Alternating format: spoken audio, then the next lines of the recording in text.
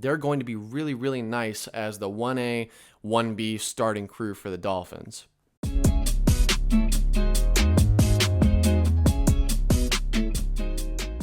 What's going on, guys? Thank you so much for stopping by. Welcome to episode 2 of our depth chart review series. Today we're going to be breaking down the running back squad for the Miami Dolphins coming into the 2020 NFL season. Now, as we know, the Miami Dolphins were by far the worst rushing team in the NFL last year, but they did do some work to improve their running game coming into the 2020 NFL season. We're going to talk about what changes they've made, what improvements they've made, and then like last video, grading the quarterbacks, I'll give my personal grade on a scale of, A to F, and then I'll also rank them among the rest of the NFL, and then you guys can leave comments too. Let me know what you think about the whole thing. All right, so let's get right into it. ESPN's depth chart prediction for the Miami Dolphins is looking like Jordan Howard as the starter, Matt Breida, number 2, Patrick Laird as the 3rd spot, and Kalen Ballage in the 4th string. So let's talk about what this Dolphins running game is probably going to look like in 2020. I don't think that this Dolphins team is going to be the worst rushing team in the league. In fact, I think they're going to be much improved coming into this season. I think Jordan Howard is a good running back. I think he's actually a little underrated. When he came into the league playing with Chicago, he played pretty good. I mean, he played well. He was a Pro Bowler his rookie year, put up 1,000 yards back to back. He's a good running back. He's slow. He's big. You know what you're going to get out of him. He's never going to break it off the edge for a long gain. He's not fast. He's not agile, but he's a between the tackles type of guy. Who will just kind of get in the trenches, run guys over, get you 4 or 5 yards, and then, move on to the next play. I think that that's a valuable piece to have at the running back position. And so for me, Jordan Howard, he's not bad, but he's not great at the same time. I think he's a pretty average NFL running back. So backing him up, I think, is the perfect complement to Jordan Howard's play style, and that's Matt Breida. Now, Matt Breida, shorter, shiftier guy, real fast, real elusive, can go between the tackles, but also has tons of potential to break it outside. And what I like about Breida the most is he's really solid in the passing game. He's got good hands. He could line up as a receiver even if you wanted him to. I think these two are going to make a really nice 1-2 punch in the NFL. You've got the big power guy and the short, speedy guy. Really nice complementary pieces for one another. And, I was talking to somebody a while back about this and told them they almost really remind me of what the New York Giants were trying to do back in the mid to late 2000s with Brandon Jacobs and Ahmad Bradshaw. And that system seems to work, especially in today's NFL when it's trending more towards the running back by committee style. I think these two are running back by committee running backs. Neither of them are like this, do-it-all bell cow type of back, like give me the ball 30 times a game. But both of those guys are very good in their, respective roles. So I think that 1-2 punch immediately right out of the backfield fixes a lot of problems for Miami, from what they had last year. So this year should be much improved, at least with the 2 starters on that team. And I see them both as, starters. I see like a 1A, 1B situation.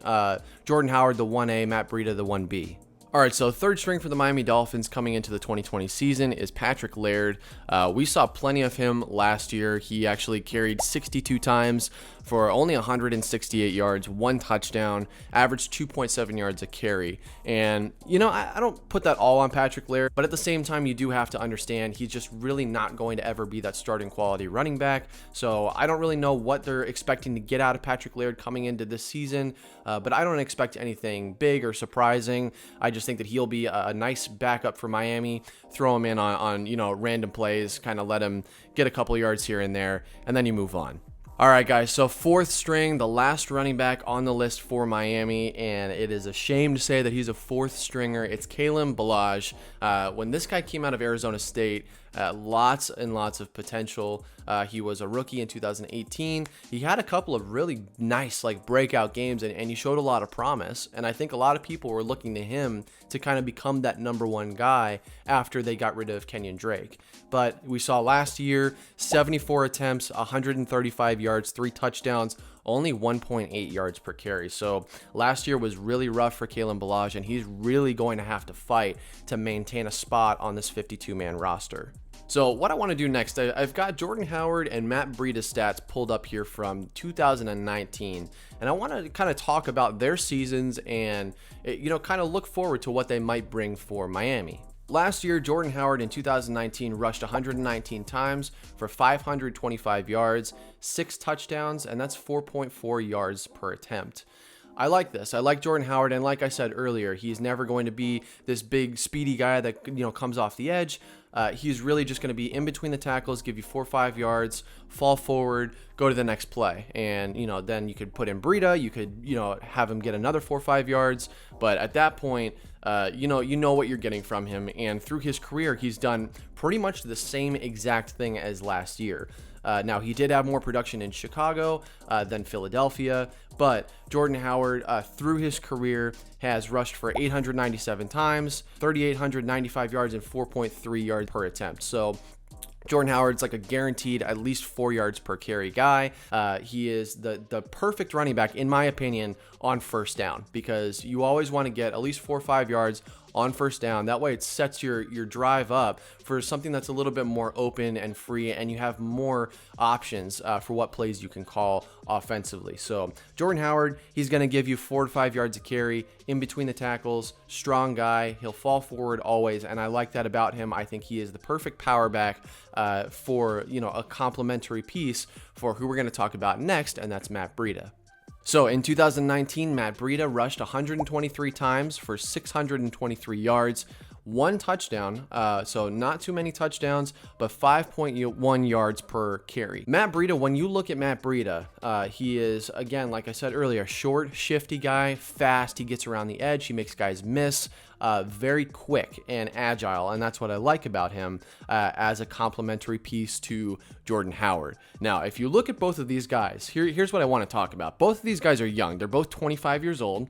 Okay, they are coming to the Dolphins for the first time here. They both are coming off of seasons that are good, not great. Matt Breida has, I think, proven a little bit more last year than Jordan Howard, but both of these guys were pretty much used in a running back by committee situation, and both of those guys were successful in that role. Jordan Howard carried for 4.4 yards per carry, and Matt Breida 5.1 yards per carry. So what we're looking at when we look at these guys, you're going to get a lot of yards per carry.